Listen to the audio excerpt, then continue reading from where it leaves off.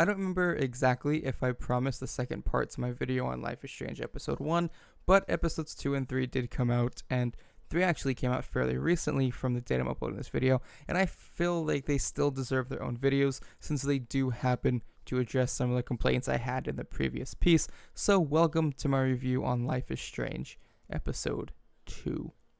I feel my biggest complaint about the first episode was the underutilization of the rewind mechanic. However, like I did say in that video, it was justified simply by that being the first episode where everything was being introduced. But either way, it still felt really underwhelming. I mean, sure, there were a couple times where it had its uses, like that bit where you had to spill paint on that group of rude popular girls to get them off the steps leading to the dorms, or in bits of the story where you get to rewind to potentially change your choices, and that was cool, but it still felt really empty. But episode 2 came along and it provided a lot more activities involving the rewind mechanics, like the diner towards the start of the episode and the junkyard shooty bit towards the middle end bits.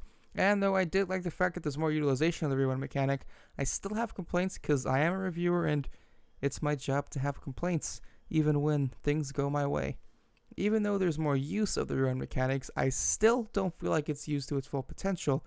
The two instances I mentioned earlier in the diner and the junkyard remind me that it's still a video game and not just a visual narrative, with the memory quiz and the fetch quest respectively. And that takes away from the flow of the story in a kind of annoying way.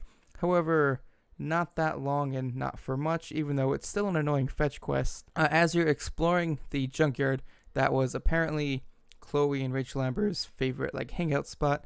You get to explore, get a little bit more room to explore, and you get to learn a little bit more about Rachel and Chloe's relationship, which helps give a better understanding of the story in a way that I totally forgot to mention in the last video because I'm bad.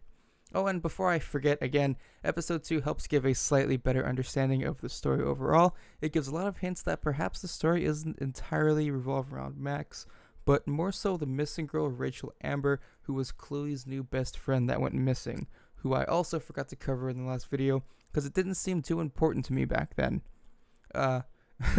It becomes apparent that something really spooky has happened to her, and it seems the rest of the game will focus on finding her whereabouts, as well as possibly address the big tornado from episode 1.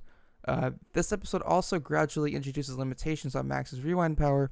Red splotches appear on the screen, and she becomes visibly and visually pained from it. She even gets nosebleeds and passes out a couple times after using it, which gives indication that it does physically hurt her each time she uses it, as well as numerous mention of it possibly not being infinite, as well as some ominous mention of it potentially being dangerous, although we kind of knew that the ability to rewind time could potentially be dangerous.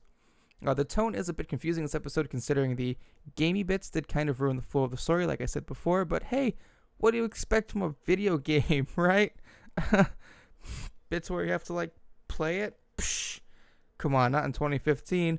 And a lot of the dialogue is just bad. Characters display a bit of bipolar disorder in certain bits of conversation, switching from a positive tone to a very negative one and back again without cause, and despite however you choose to respond to them. It's very frustrating and makes it feel like my choices don't matter, despite the little message each time you load up the game.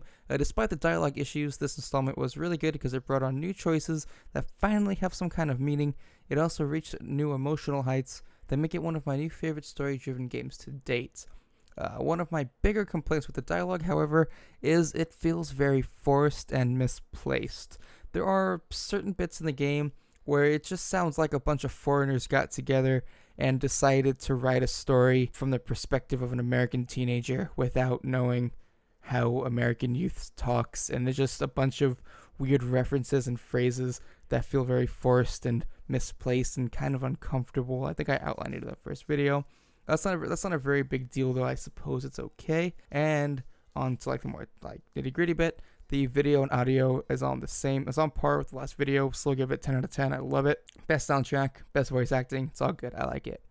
So yeah, that's that. Thank you guys for watching this video.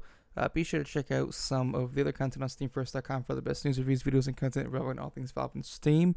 Also, be sure to check out our t-shirt shop, Battle Buddy Apparel, as well as my live stream and stuff, because I'm allowed to say that. So yeah, thank you guys for watching. I'll see you guys in the next video. Goodbye.